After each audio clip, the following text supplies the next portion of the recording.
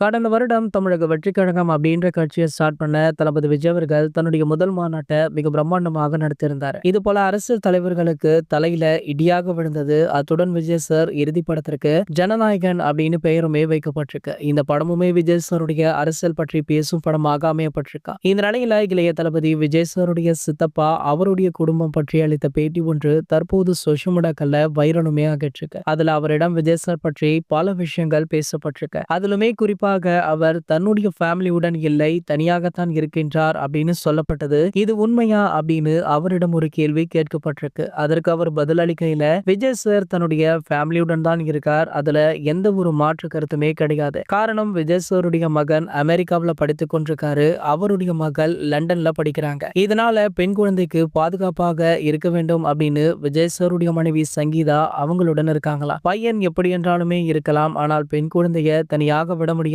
இதனாலதான் ஒரு தாயாக அவங்க தன்னுடைய பிள்ளைகளை கவனிப்பதற்காக லண்டன்ல வசிச்சிட்டு இருக்காங்க. விஜய் சாரை பார்ப்பதற்கு 1000 பேர் இருக்காங்க, ஆனா அவங்களுடைய பிள்ளைகளை பார்க்க அவருடைய தாயார் சங்கீதாவால மட்டும்தான் முடியும் அப்படின்றது பளிச்சுன்னு அந்த இன்டர்வியூல அவர் பேசியிருக்காரு. சோ பல வதந்திகளுக்கு இந்த இன்டர்வியூ ஒரு முற்றுப்புள்ளி வைத்திருக்கு அப்படின்னே சொல்லலாம். இது போன்ற சினிமா செய்திகளை பத்தி நீங்க உடனே தெரிஞ்சுக்க நம்மளுடைய தளபதி 360 அப்படின்ற நம்ம சேனலை சப்ஸ்கிரைப் பண்ணிக்கோங்க.